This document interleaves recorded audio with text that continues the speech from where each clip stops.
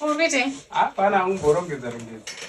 Agara kwa. Ndafara shamwari. Ndatakusuwa. Kurisei. Kurisei kumba. Apo urubite yapo. Mbo paza ndomborongedza zvangu. Uchitangorupinda muwardrobe. Mune kumaite? Hapana. Mbo suka zvimasukuru zvangu. Sawa.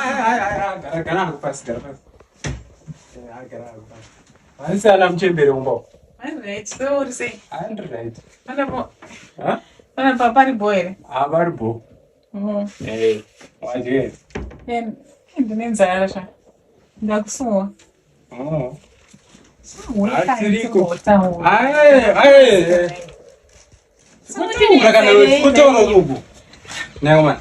Saka ndidedzere ine wakutongera mina wakutonga usuruda kutaura nini wana. Detenda panze. Detenda panze muno muri kupisa kumana. Ausiri wanisendera message uchiti ndiuye. Panze.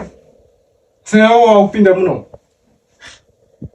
Kana hore kana vanhu tu vanodanana vachita uya titi spend time ndauya. Spend time ngirose. Ongoro spend time panze.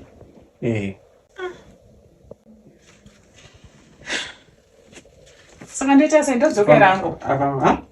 Ndodzokera hangu. Wanodzokera? Ndakudzokera ndingaita sei?